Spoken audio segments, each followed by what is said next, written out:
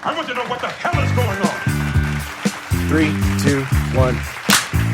Perfect. Oh, wonderful. That sounded all in sync. Yeah. Because we're It's so amazing. professional. My side didn't sound perfect, but hey, whatever. I mean, if it works Hey, for you. it sounded perfect, all right? I'm sure your clap is Shut your mouth. Yes, absolutely. Hey, I've had a lot of practice with the claps, so. A lot of experience with the clap, huh? So glad you caught my joke that quickly. Yeah, it's the same joke we make every week because we do the clap. Hi, everybody. Welcome to Screen Share and Chill, a podcast about movies. I'm Keith. I'm Kelly. And I'm Jamie. And with us today is a special guest, Adam Emond. I'll say that again and I'll edit it right. Emond? Emond. Okay, I said it right. Look at me. I got it on the first go. I'm patting myself on the back right now. How I phonetically remembered is it's kind of like almond, but Emond.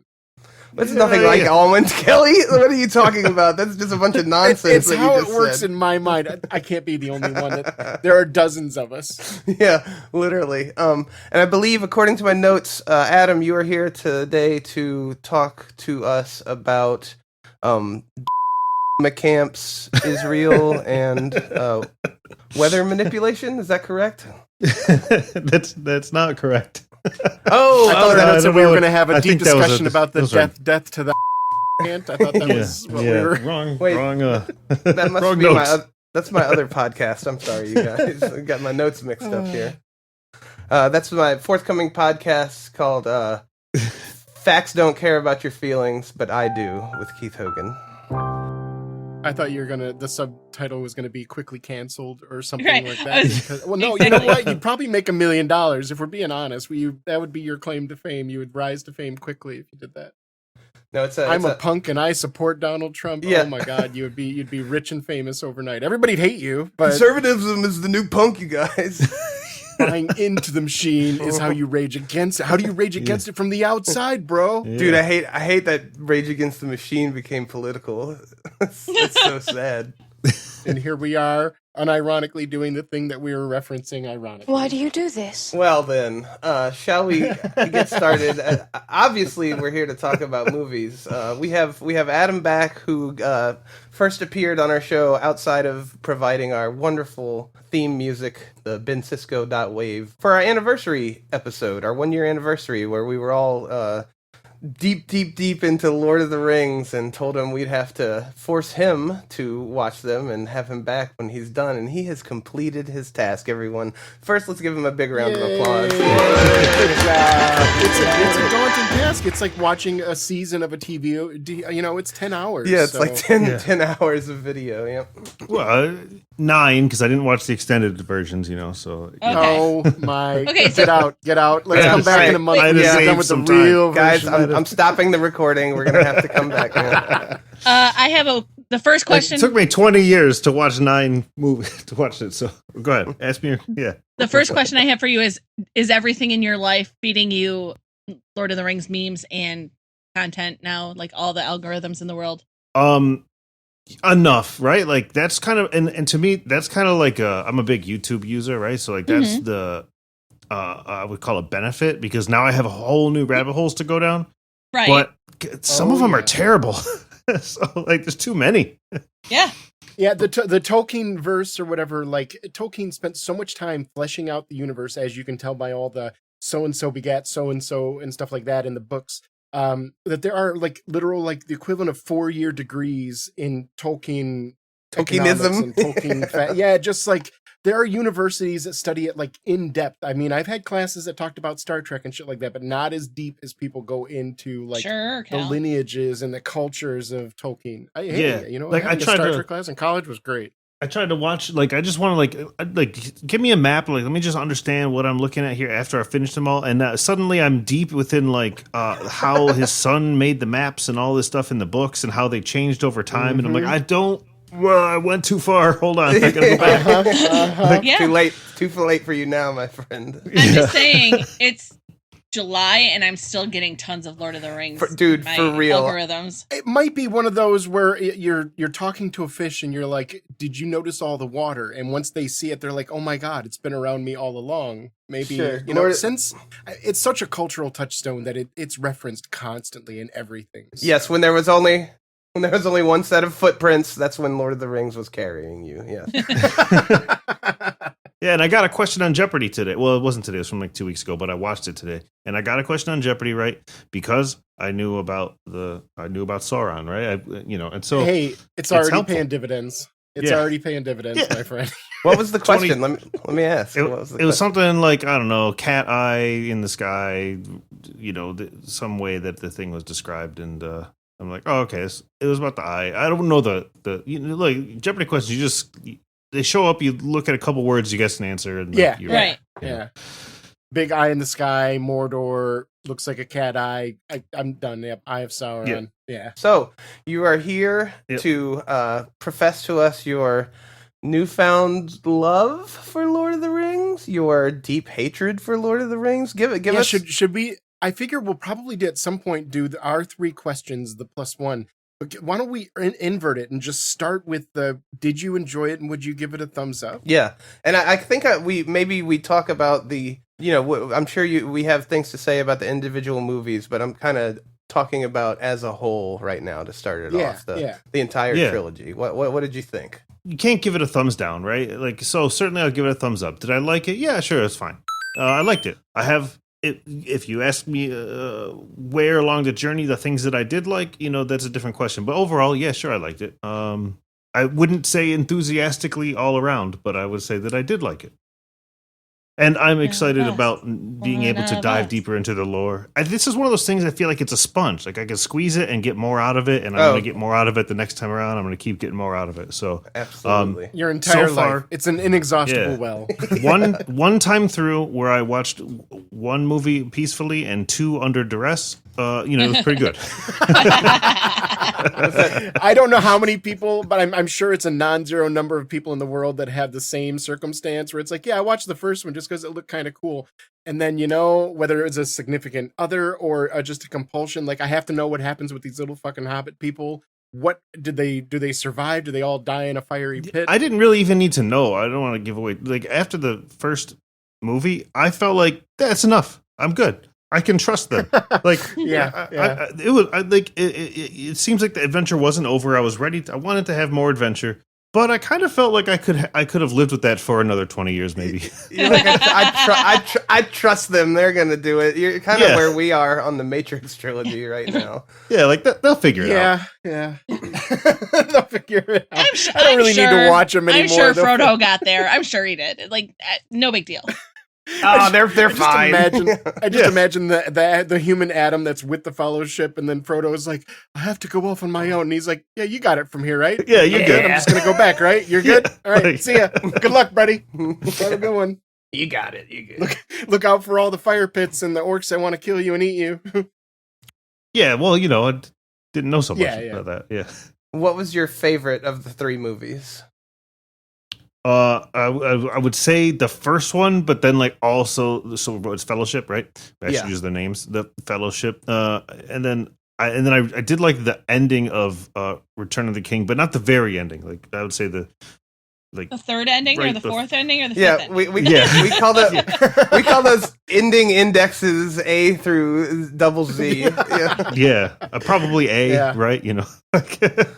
I have a friend of mine that's got a master's degree in the endings A through F, but he hasn't really delved deeply in through G through Q. So. Dude, it's actually worse in the books because there's this whole contention about marching back to Hobbit land where Saruman has taken over with Wormtongue, and they have to kill Saruman and drive him out of Hobbiton. So it's like a whole other movie's worth of shit. Yeah, because they didn't wrap that up, right? They're just like, he's in the tower, he's fine, whatever. We don't have to worry about him. And he's going to come back. You didn't watch the extended edition. Oh, in the extended versions, yeah. The extended editions, he gets dealt with. He falls off the top and gets impaled on a stake, and you see him die. And that's how the Palantir, whatever the little ball is, that's how it gets into their hands because he was holding it when he fell.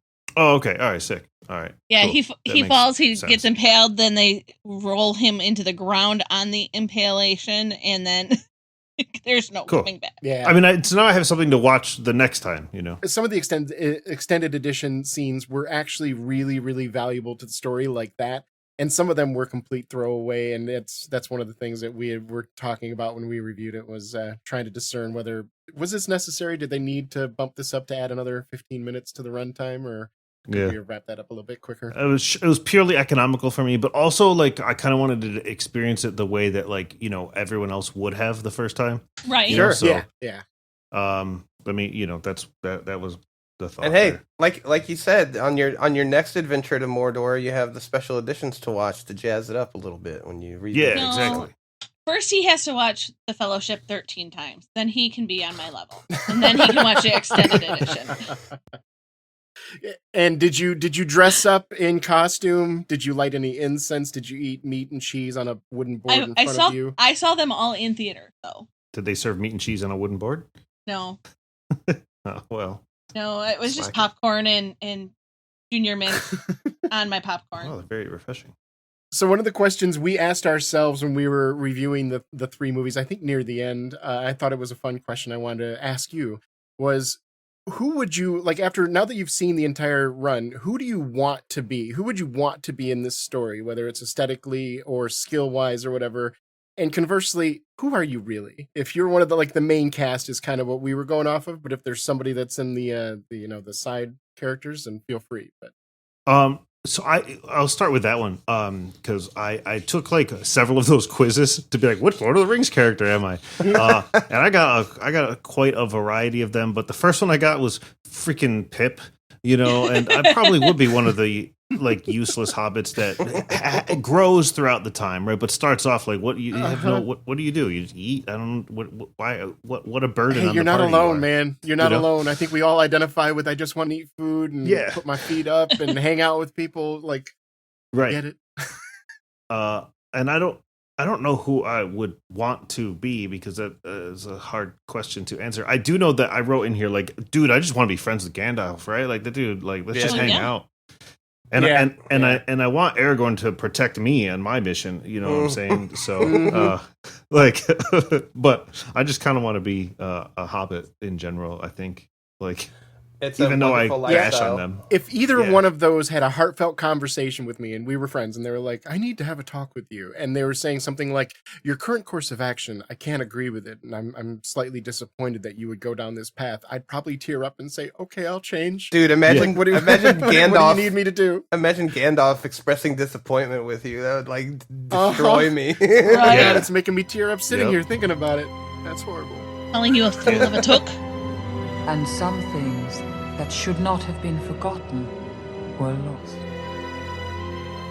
All right, make the bad thoughts go away. Let's jump in. I believe you have some notes. You can follow them as closely as you want to, but let's hear your take on Fellowship. That was, I think, all three of our favorites, by the way. So you're in you're in similar company with that. I just let me.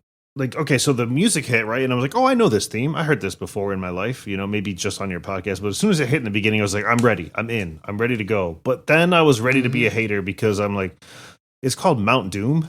Like, Mount Doom? Really? Like, yeah, it's a little on the nose. Yeah, like, geez.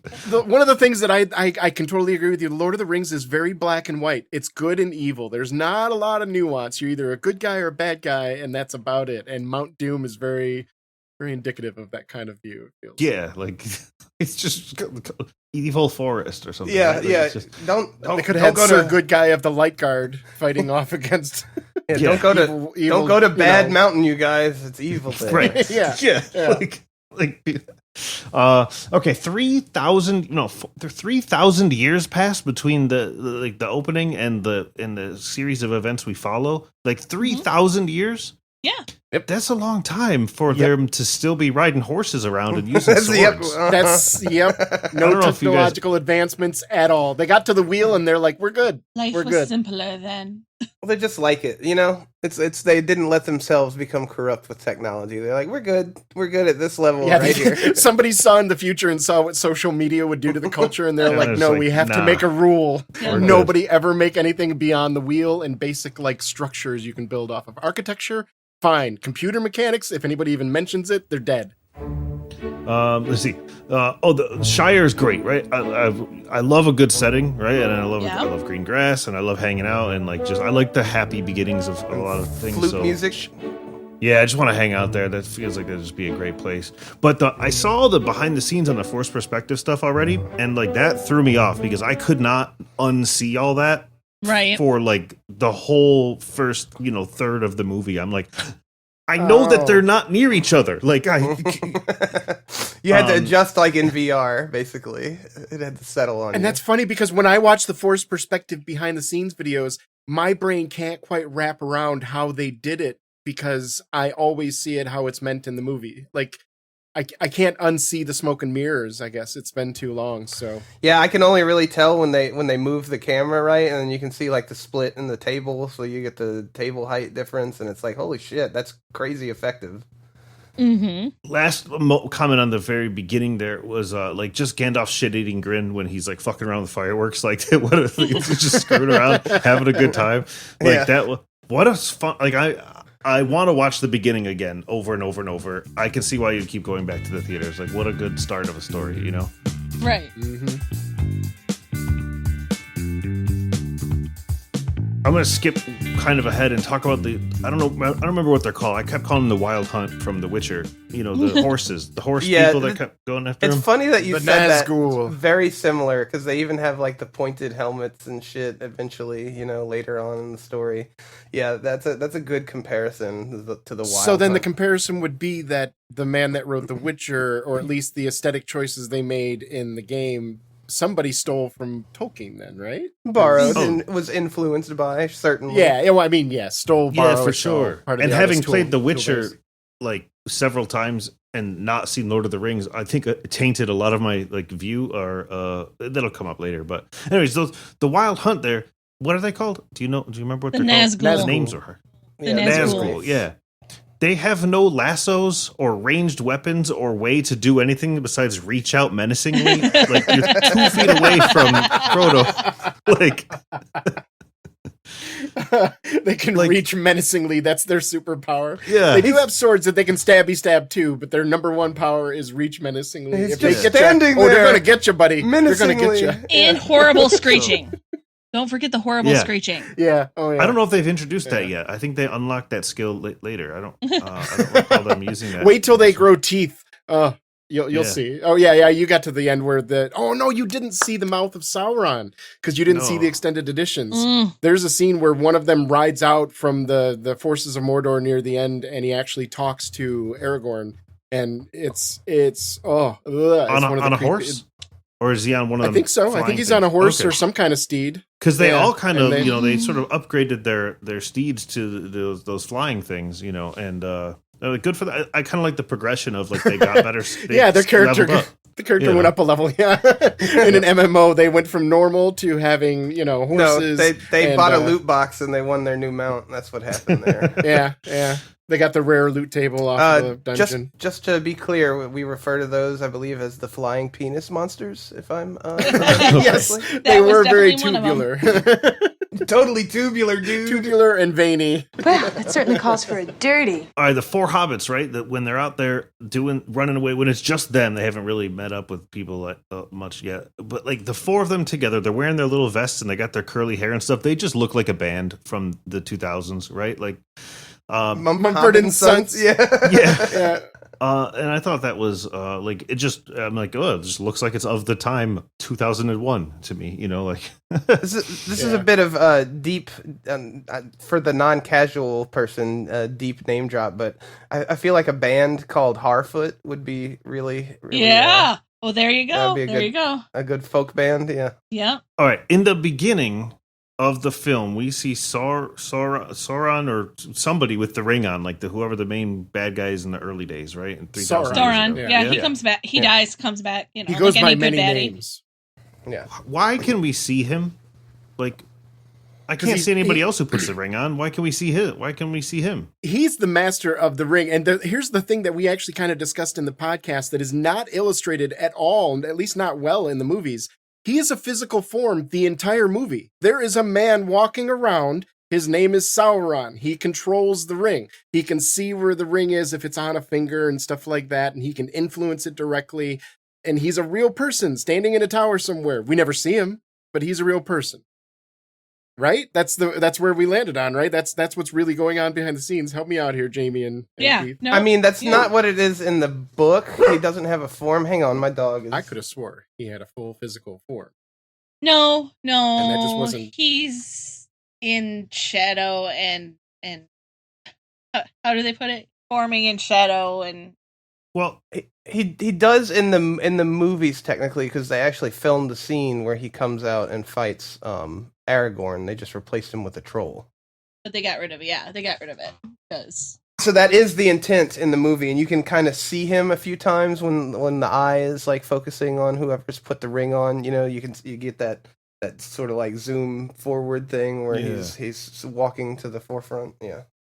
Yeah, I thought that's where we had landed at some point, that he has a physical form, and I'm like, okay, this is news to me. I thought he was just kind of like the devil or Satan or something just twisted. None of that matters to me. I don't care.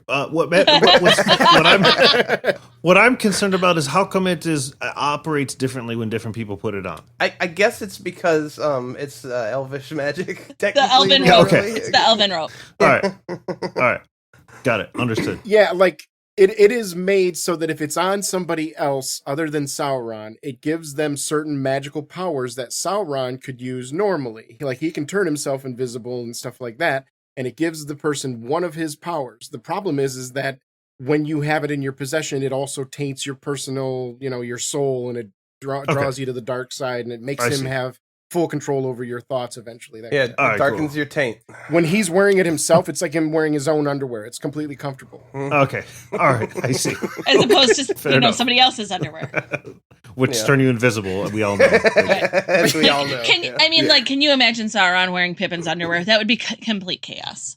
Complete chaos. Could you imagine Pippin wearing Sauron's underwear? That would probably be painful. Probably be way too big on him. Yeah, he could wear it as like a chest piece. A toga. He's walking around with a toga, and it's got a... Never mind. We're gonna... What's the next note on your list? I could not get past Elrond looking... I couldn't get past it. He just looks like an SNL character to me. Like, I just can't take him seriously. He looks like he's like... Maybe that's from 20 years of seeing this parodied so much and whatever, but like that guy showed up and I laughed. Like it just, you look like a joke. Sorry, but you'll also notice I think I got a problem with elves that shows up throughout this whole thing. Also maybe tainted from The Witcher and the way that, I don't know, some of the things that happened in that film or in that game. Wow, so we're racist against elves. Great. I'm trying to call it out now before you pick up on it later. Well, I'm pretty sure. I'm pretty sure I wrote "fuck elves" like 3 times. All right, it's the opposite of like I'm not racist, but he's saying what I'm going to say is going to be racist, but I'm going to try to justify it. Okay, it's against elves. I don't know. I could work on that, I guess, but like they're elves. I don't know. I feel like I got some real things that me and my therapist can work on before we have to worry about my animosity. Look, I'm not racist against the knife ears, okay? They're just arrogant and they control all the banks. Is just what I'm saying. Jesus. You need to leave. I'm glad you're the one doing the editing. I can lift that out if I want to. You can self-censor. Yeah, dear listener, if you heard that means Keith chose to say that twice. Spoiler alert, they did hear it, so yeah. Let's see. Bilbo is great. I love Bilbo. What a good character. But how come he didn't get corrupted by the ring that much, really? I mean, he gave it up pretty easily in the beginning. He's just like, I gotta go. The soul of a hobbit is overwhelmingly good, and that's what the hobbits have at their... That's the power that they have. Yeah, but like, how long did he have it? Oh, was it like 60 years? Something? Yeah, 60-ish years. Yeah. But he wasn't allowed to wear... Frodo had it for a week? Frodo had it for a couple years by the time everything was said and done. But the difference also is that when Bilbo had it, it was sitting on a shelf. It was kind of in the room, but he didn't wear it. He didn't wear it on himself as much and stuff like that. Okay. And he's got the pure heart of a hobbit, whereas Frodo was the next best thing. Like Bilbo was kind of perfect for that in a lot of ways, and it still eventually twisted him because that's kind of the story as as I read it at least, is by the end, even someone like Frodo that seems so completely innocent and wonderful, even he will be twisted, and he was completely tainted by the end. He chose the ring over saving all of humanity and everything like that. So, and look, it did make Bilbo have the scariest jump scare face in like all of cinema history. Yeah. So there is that. Scared the shit out of me when it happened live. Right. And Still- even after watching, when I know it's happening, it's Yeah. still, ugh. I have to like Right. steel myself up for it. It's so I have no idea what you're talking about, so it must either didn't scare me or it's in the extended edition. I don't know. I No, don't it's remember definitely this in the at all. regular edition. Yeah, it's when they're in Rivendell and he meets up with Bilbo again, and Bilbo's like, "Do you still have the ring? I would very much like to see it." And like, like lunges for it and makes a goblin face. Yeah, Yeah, nice. Okay, cool. Yeah, it was And just he's good. got like right? sharpened It teeth, didn't- and yeah. Yeah. Okay, let's see. Now, all right. From there, they're like in the snow and stuff, right? You know, and they covered all the biomes. It's great for an adventure. You got to cover all that. Snow kind of felt forced because they just went there, decided, oh, it's a bad idea, and then left. I mean, that's how I feel about snow. Yeah, That's a bad idea. I'm leaving. fair. it's like when they show like a cat stepping into the snow and it's like a circle of footprints that just like goes 2 feet out just the door. immediately Yeah. turns around. Yeah, like there's like the one day you're like, oh, I really want snow. Oh, I white Christmas, blah blah blah blah blah, and then you get it and you're like, fuck snow. By January 3rd, I'm like, all right, get the fuck out. Go home. Exactly. At this point I started to wonder, I'm like, why is the wizard in front, right? You know, like he's leading them through the snow. I'm like, you don't, I've RPGs, the wizard's not the party leader, right? The wizard goes to the back. Yeah, It's the great. wizard's in the back, right? The wizard is great and important, but it's not the party leader. But then I realized, like later, okay, he's not the party leader. He's the over-leveled guest who like gets you going on your journey and then disappears. Yeah. So, okay, I understand now. And wizards in this world, I mean, they don't explain it very well in the movie, but they're kind of superhuman. They are to the rest of the world what Neo is to the Matrix. They're on a different level. He can't be killed by normal means. You can't stab him with a knife and he just completely dies. It's not the way the rules. Yeah, of the they're world literally are. like angelic beings. Yeah. Is their Yeah. natural form. Yeah. Yeah. There's Okay. only like 7 of them throughout the entire world, and he's one of the more powerful ones. So He like, is. he's Okay.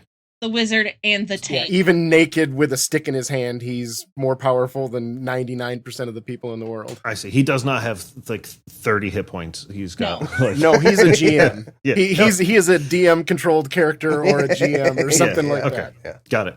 I was disappointed there weren't goblins in the mines. I guess they alluded to it, but I didn't get to see any goblins unless you count orcs as goblins, or unless those things were goblins, but they look like orcs to me. Yeah, the goblins and orcs are kind of the same thing in the books. They're shorthand for each other. They specifically made orcs different from goblins in the movies. Are there goblins in the movies? I mean, technically, what was in the mines. mines were goblins. Yeah.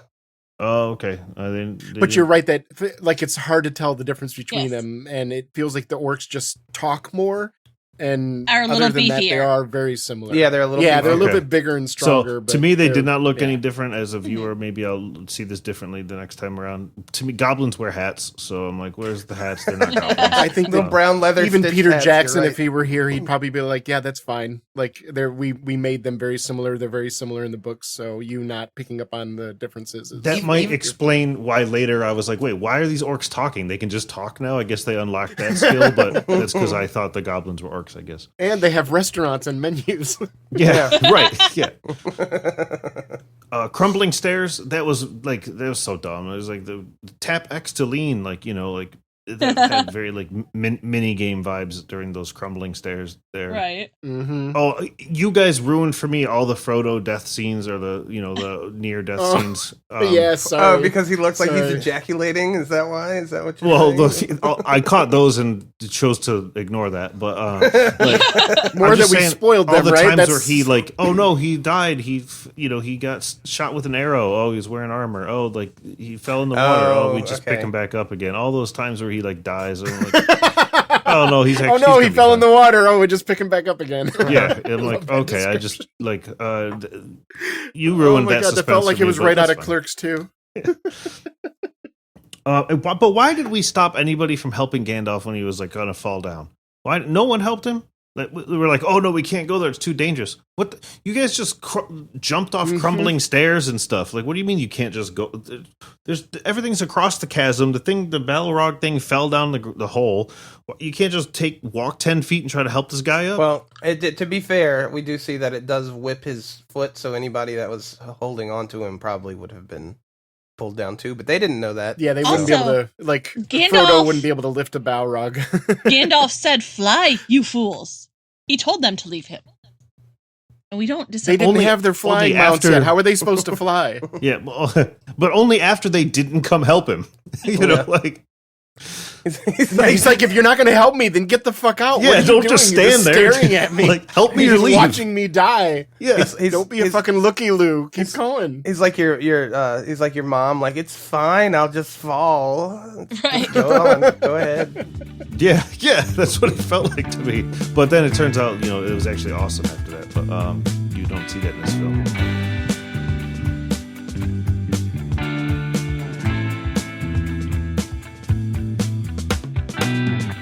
So we're I'm just gonna skip ahead, but how badass was it to see just at the very beginning of the next one, he's like falling miles in a cavern with like a flaming sword while he's fighting this thing for like 2 weeks or something ridiculous. Yeah, that was sick. Metal album because cover. I wanted there to be more build up to that foe. Like this is a foe that we just heard about like 10 minutes before 10 minutes before that, and I'm like, what do you mean?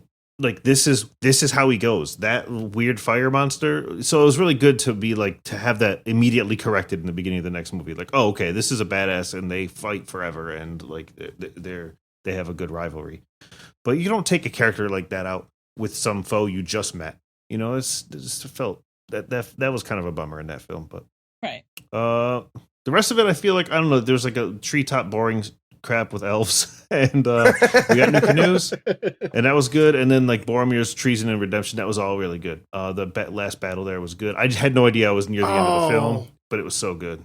One thing that occurs to me now, knowing that you didn't see the extended editions, again, not to shame you for it, but one of the big things that you missed that when we reviewed it, we felt like it was almost essential to the primary story, is in Two Towers. We learn more about Boromir and his past and the things that he's done in his life to get to. Because while we're learning about Faramir, his brother, we see a lot of retro scenes where we see what they were like growing up and how they lived their lives. And you get to see that Boromir was really a solid fucking dude. There's a reason why everybody looked up to him, because he was kind, he was humble, he was a hard worker, he helped people all the time. And then that's now all of a sudden you reframe your view of Boromir in the first movie and you go, oh, fuck, I kind of was like, yeah, fuck that guy trying to steal the ring from Frodo. But turns out, no, that's just how fucking strong the ring is. Humans. I never got that because I trusted him from the meme. So, I have seen this guy's face for 20 years or whatever. Like, so I'm like, oh, he's probably fine. There's no, like, whatever. And you got to have like sort of, I always kind of felt it was like a swerve coming, because like you got to have somebody who seems like they're going to be a problem and then they aren't. So like, and then, I understood the power of the ring. But then I also later learned like he was on the front lines and they're like, he was in the trenches when everyone else was like, well, what should we do about this ring? And he's like, God damn it, help, let me use it. Right. So I can see why he was a little more urgent, because I learned that afterwards. But I never really had a problem with the guy. So to learn more about him and see him as even better person would be great. He was always one of my favorite. Like when I first read it back when I was in 4th grade or had it read to me, he was my favorite character. So his death, when I heard it, like, just absolutely ended me in 4th grade.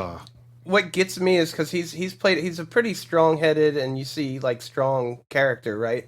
And what gets me every time is his sort of weepiness when he's apologizing for trying to take it. Like, you don't see that guy in that light until then, and it's kind of rough to watch. It's like, oof. Mm-hmm. Well, it's an earned redemption, right? Like that's how you know. That's how you know he was serious about it. And so I noticed in all my notes, I did not mention Aragorn, and like what a failure on my part. But that it was just like he's handsome and perfect. Why would I have nothing to say? Like that he's like what a striking person. When we asked who do you want to be, I was waiting for Aragorn. Just like that's who everyone wants to be. I mean that's what popped in my head first. But I kind of want him to just be around. Mary Sue. Though too. Yeah. since we were talking about D&D tropes and characters, he's the player who comes to the table and is like, not only is he a carpenter, but he's also a master swordsman and a stable master, and he's like everything. Yeah. He's got every skill. Fucking level 20. I'm gonna try to convince him that he's okay and that he can do all right. What's your charisma? 18. Oh, of course it is. Of course it is. Right. No, that plus 18. All right. So for elements of time, why don't we skip forward a little bit? Sure. Give us some of your notes on the second movie. What do you? Second movie, yeah. What's let me try to go quick here. Gollum looks like shit. How are we happy with How are we happy with Gollum looks like shit, as in CGI wise? You didn't like it? Yeah, like okay, gotcha. We're only like a couple of years away from Jar Jar Binks. We're still in like, CGI sidekick is fine.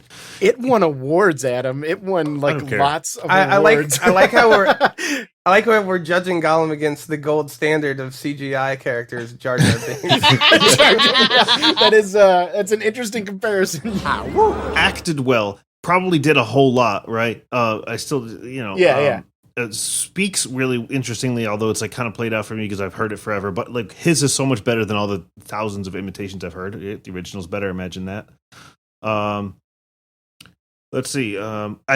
This is the film where they start getting their one-off abilities. Like Aragorn can just detect what happened in the past. He just has like detective capabilities. Like what the hell is this? He's super Batman too. Yeah. Witcher sense, right? We just discussed this. He has every capability maxed out. Yeah, but he never uses it again. 10. Yeah. That's because in the 4,556 billion pages of the books, he does. Okay. All right. Fair enough. Yeah. Like they can hear the movements of orcs and stuff from miles away and all kinds of stuff. Whatever. But then the movie turned around when they introduced, trees are people. Wait, no, this tree is a people. Like, oh no, this people isn't a tree. When they introduced Treebeard, I was like, oh, it got way better at that point. I don't know why that. Great character. It opened up the fantasy gates, and you're like, oh, so they're fucking like unicorns and talking gnomes and stuff. Okay, gotcha. All right. I just like trees. I think trees are really cool things, and so I'm like, okay, cool. Trees being people, I like it, and this is why they showed them like killing trees so much earlier. And Treebeard is awesome. He's just his voice, like he's very Rockbiter coded. I think I said from Neverending Story. If you've ever seen that, and the same similar type of character. Slow and old and large. Yeah. Gandalf the White reveal. They built it up well, but I already knew about it because of being alive. So it was like, oh, the White Wizard. Like, oh, I wonder who that is. And, let's see. It's stupid elvish cloak. Cool towns. Cool towns, right? I like all the towns in this one. I think I like all the towns in all of them. I think every setting in this except whole for the elf franchise is amazing. No, I like the elf town. I just don't like the inhabitants. The elves. I don't like the elves. No, we should move in and put some normal people in here. That is a great place. It's the story slows down and gets all mystical and emotional and stuff. And I'm like, this is already 3 hours long. Hurry it up. Like I'm under duress. So I take it you weren't a big fan of the Aragorn, Arwen love story. Is that her name? No. Arwen. Eowyn? Yeah. Arwen. Arwen's the elf. Eowyn's the Aragorn, horse lady. Arwen. Oh, Yeah. I was ready for Eowyn, yes. Arwen, like, Jesus, come on. Like, get on with it. Yeah, you shouldn't mix the races, am I right? Holy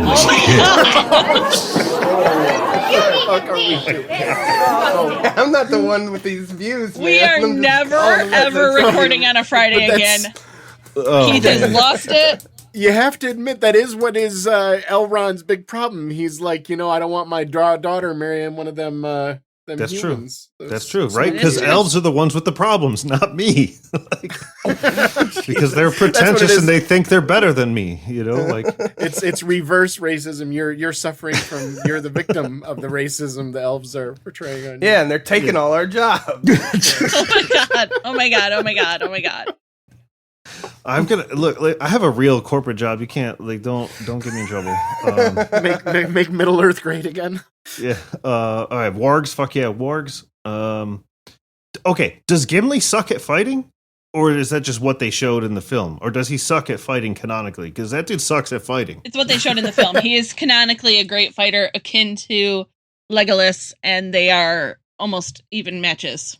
he ended up becoming comic relief, and I think maybe that's some of the stuff that might have ended up in the extended edition that we didn't talk about or we didn't notice or whatever. But like, I remember thinking the same thing. Like, he's just pure comic relief, and then watching it again, I'm like, okay, he does get quite a few kills, but there's no denying that he just gets to be the jokester. If there's a way that somebody can fall down or fall over or be tired or something, it's always poor Gimli. He can't run far enough. He can't get on the horse. He can't. Yep. Because Pippin's not there to be the butt of the joke, so Gimli has to do it, or somebody has to do it, because Pippin's off having growth in this movie.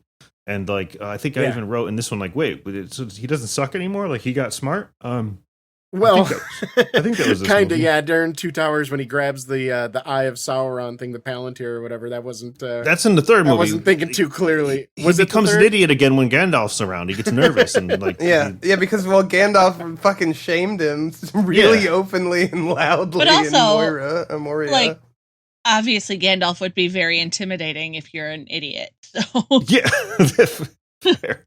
And not to jump around too much, but how much did you enjoy, as a fellow musician, how much did you enjoy Pip's song, the Mist and Shadows or whatever it is, when he's singing at court in the third movie? I didn't really care. It was fine. It was like, where was my brain at that point? Like, I honestly forgot about that until you mentioned it just now. So it didn't stick with me. I think I was busy thinking about the eating of the food while the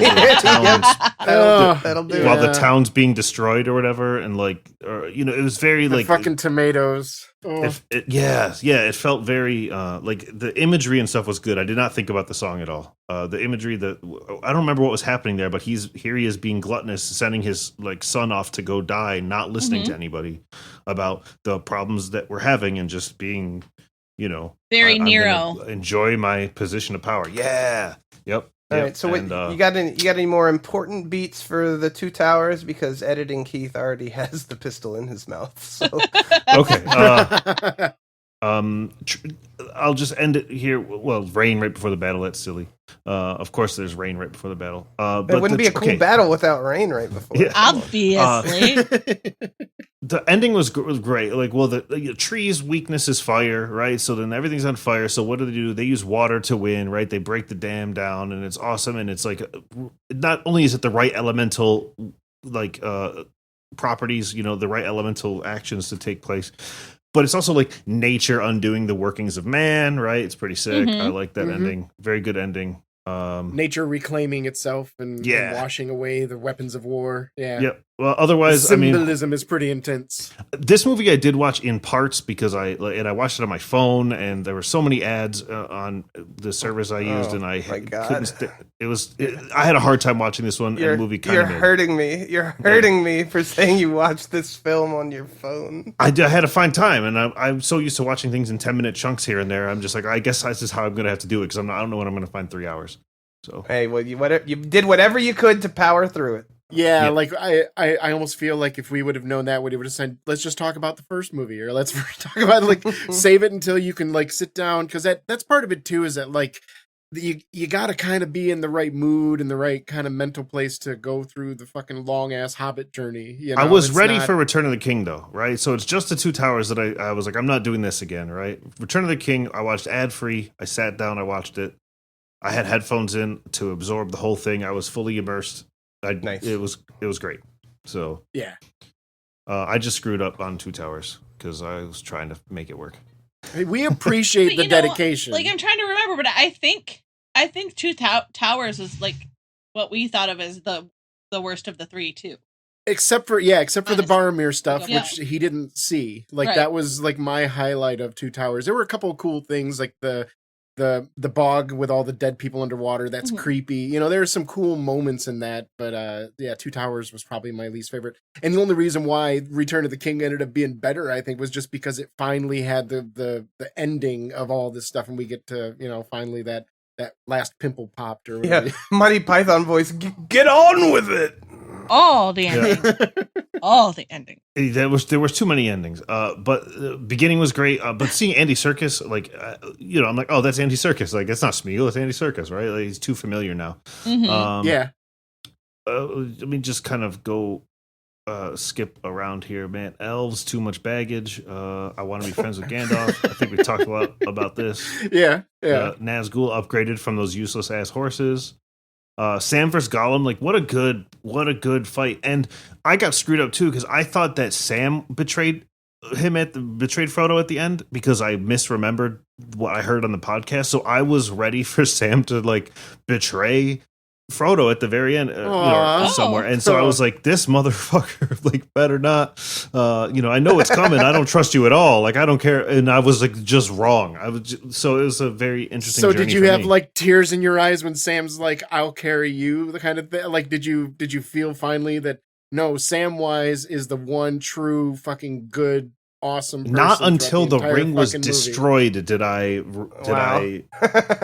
relax about Sam. You were just ready for him to throw Frodo in and keep the ring. Yes, I was ready for something at the moment of dropping the ring into the Mount Doom there. That like I was ready for Sam to do something the whole time. And my bad. Yeah, the only thing Sam does wrong in the entire story is added to the movie with him being super mean to Gollum, right? Or either way, it's him being mean to Gollum. I don't remember if you all said it was in the books or not. It is, but it's a little more pronounced in the movie. Yeah. That's the only thing Sam really does wrong is being mean to Gollum. Other than that, he's fine. He's a good person. Good sword handoff to Aragorn, right? From Mikey Day as an elf, handing over that sword. Oh, you got Jamie Hart on that one. Because I know exactly what he's talking about. I know. So when an elf gives you like a sword or a non-ranged weapon is going to be special, and like it was special. Orlando Bloom going after a cursed undead army. I didn't get to talk about him at all. All I knew is that he was in this movie and that I've seen his face a lot. But like this dude, what a useless character. Maybe not in the extended edition, but he did nothing. Again, sorry about all of this elf hate, but like, he slid down some stairs. That was pretty cool, right? From what I understand in the books, he's supposed to be kind of like a young guy and very passionate about life and very, very loquacious with his words. Whereas in the movie, they kind of make him like Spock. And I was like, okay, so for some reason, there's a Spock stand-in with a bow and arrow, and he just calls people idiots every once in a while. So all right, cool. He looks very pretty doing it. Yeah, and he ends up being a fan favorite just because he does a lot of cool shit like riding a shield like a skateboard, and he's hot. And because of that, you have millions of people that are huge fans of Legolas from the movie. I just expected it way more because I think, pirates, right? Pirates, right. But here they are going after an undead army of skeleton ghosts, and that was pretty good. I like the ghost has a million times more personality. Yeah, like the good treatment of the undead, right? They're both ghosts and skeletons. It's great. Yeah. Perfect. Yeah, the blending and fading in and out between skeletons and the like full form and like rotten form. It's very good. Yeah. And as much as I just crapped on the way Gollum looks, especially in Two Towers, like this ghosts are awesome, right? Like I never once thought that they weren't real. While watching the movie, like my disbelief was fully suspended. I really love that shot when Frodo falls into the pond and they're like wisping up from the bottom of the water. It's really, really creepy. It's sort of the same type of treatment. Some of the special effects were amazing. Some were just not quite as good, but it was 95 years ago. So.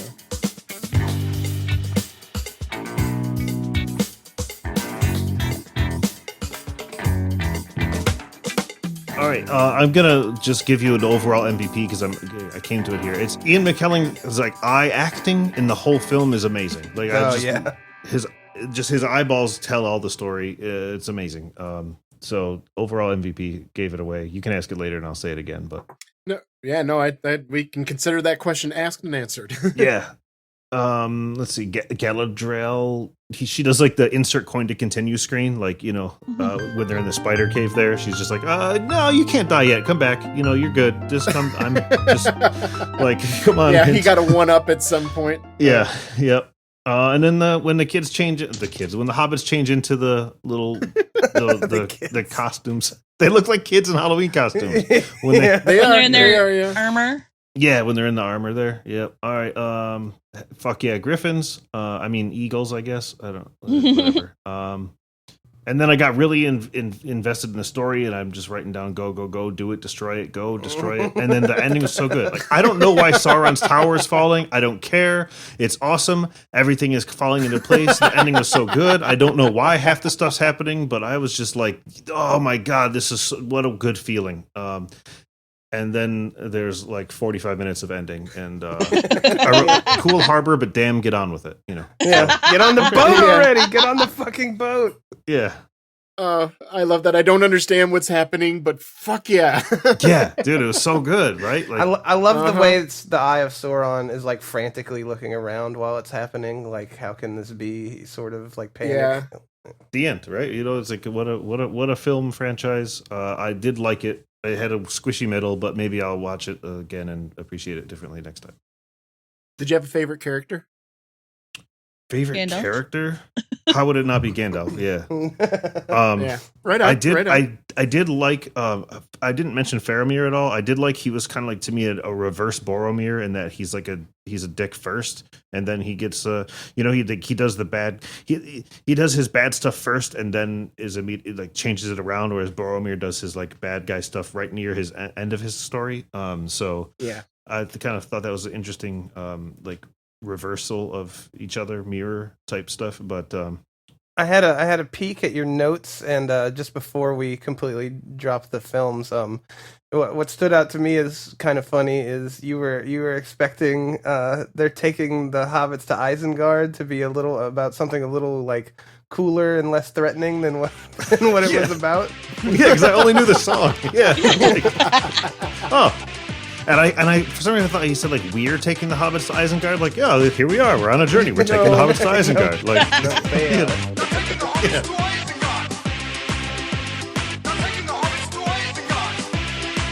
no, they're in slavery. They're going to be chewed up and eaten at the next meal, maybe. So yeah, it's not pleasant. Yeah. So now, like, I see what the song is ironic, but well, there you go. That's another example of Orlando Bloom not exactly knocking it out of the park with his descriptive eyes or anything like that during the scene. You had no idea that this is horrible news that he's delivering. He's just talking very frankly about a thing that's happening. Yeah, and they're taking the hobbits to Isengard. Oh, it sounds like a good time. Yeah, the beat is so bouncy and happy, and it's like, yeah, cool, man. Yeah, great. Isengard must be awesome. Like, I don't. Right. Well, you did it, Adam. We got your MVP. I gotta ask, if you were to replace the entire cast with Muppets and have one human, who would the human be? All right, you already gave the right answer. The right answer is Gandalf. But I think I would say Bilbo as the human. Okay. Because he kind of gives like Sesame Street adult vibes, where like he just shows up once in a while and you kind of forget about him for a while, and then he just shows back up. Yeah, he gives Sesame Street adult vibes. I love that. That's he's not even there in the whole second movie, right? But you forget about. I forgot about him every time he shows back up, and so then to just be like, here's a human again, I'm like, oh Jesus, But he's tiny anyways, so it's like he kind of fits in with them and everything. Yeah. And so, as the series as a whole, what would you make the commemorative popcorn bucket be? Okay, I gotta ask a question about this because I don't remember commemorative popcorn buckets in my life. The first time I ever heard about them was like when Dune came out, So I'm like, that's a new thing. Cover your ears, but like, is a popcorn bucket? Is there a subtext of like you kind of want to put your is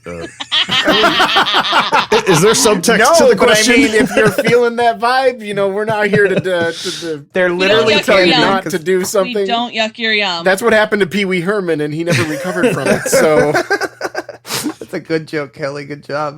There is that is sort of like the meta of popcorn buckets, because I don't know if you know this, but when they did Deadpool and Wolverine, the popcorn bucket for that was just a Wolverine head with a huge open mouth, and so it was like, implied that you're supposed to be sticking you're reaching into his stomach to get your popcorn. Yeah, that's what was implied, Cal. With your penis. Yeah. Again, dirty. So I never knew how to answer this because I didn't know the answer to that question. So I never really put thought into that because I didn't know what the point of I just couldn't tell if I was supposed to be picking up subtext. But I think one of of the one of those towers is probably the right shape to have as a big popcorn bucket. Yeah. So if you can get a little holographic Eye of Sauron, battery powered doodad on top, then maybe you're having. I think a good that's time. a great choice. I don't know. That works really well, actually, and you can mass produce that for really cheaply. So popular with the marketing people too, I'm sure, and also to fit your penis in. Oh, I lost you, but I came back. So everybody's back. Okay, My thing made a Discord weird just did a sound. little hiccup. Now I'm back. Who did anyone not hear my joke? I did not hear a joke. I've never heard a joke. Okay, well, you never heard a joke. All right, well, He you're I've gonna only heard you jokes? seriously being racist. That's all I've ever you're heard. gonna have to listen to the podcast to hear my joke about your popcorn bucket because it was a good one. Okay, with no laughter. Yeah, I was like, hello? Is this thing on? Waka waka waka, like you fucking. Nope, it wasn't. It wasn't. Oh, one thing I wanted to ask that it was just kind of a random note. Did you have a favorite musical theme or like a piece that you really found yourself drawn to or anything? Look, I know. I made the theme music, and you'd expect me to have paid more attention to the music, but it disappeared, except for in the very, very beginning and at the very, very end, which are the two times that matter the most. Otherwise, the music was just supporting what I was seeing on the screen, and I never noticed it. Well, we say that's a good thing. Yeah. Yep. There are two schools of thought, and that's one of them. So, But also, absolutely. boy, how disappointing is it The to right invite one.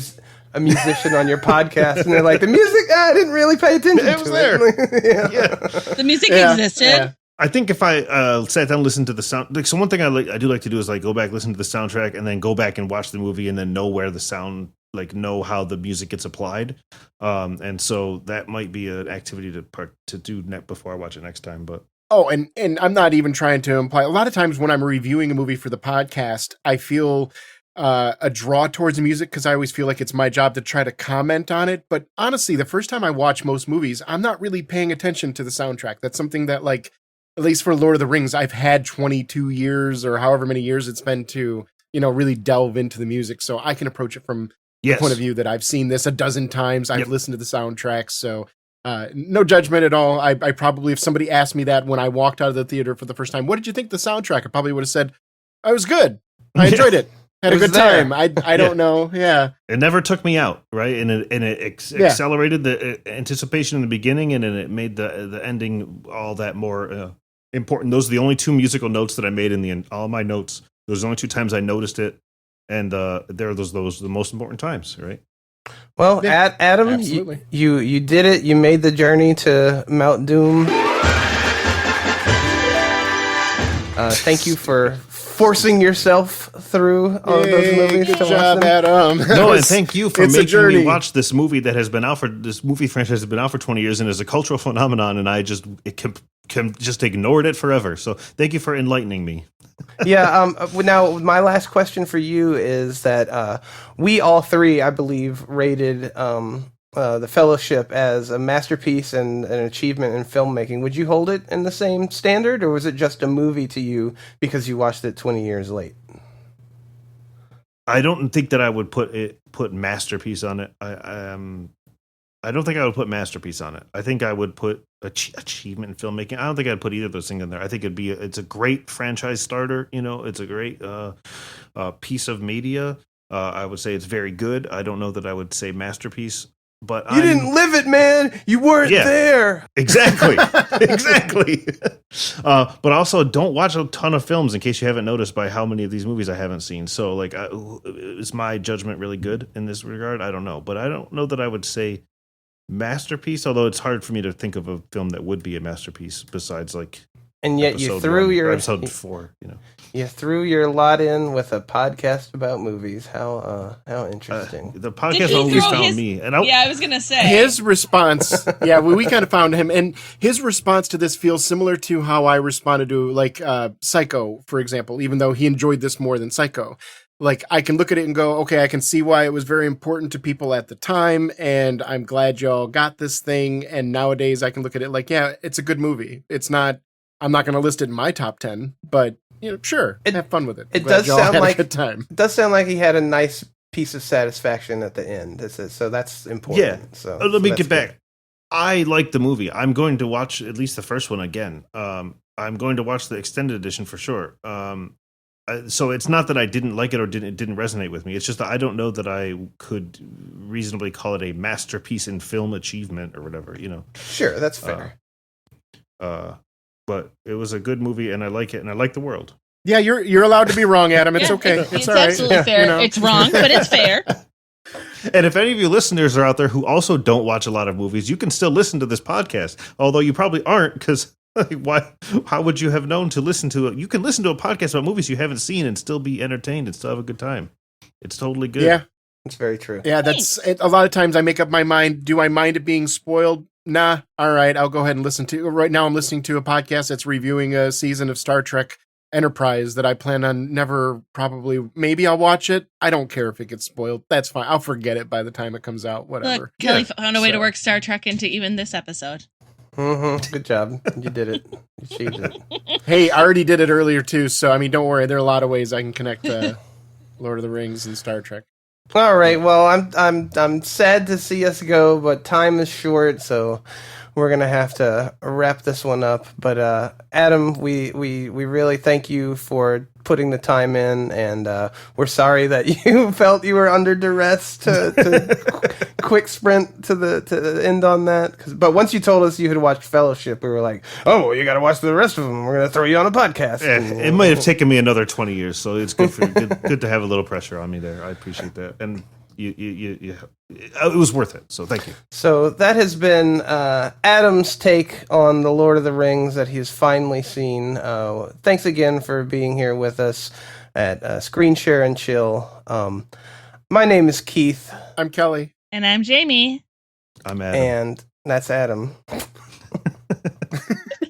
Adam you hates spoke elves. too quickly, Adam. Damn it! Oh. Damn it! All right, let's try it again. Let's roll back. Let's start over at the beginning. Let's roll back the tape. Wait, we were supposed to be recording? Rewatch the movies and get back with us next week, and we're gonna do this again properly. Okay? We'll do it as a weekly thing. Every week we review them. All three of them. All of them.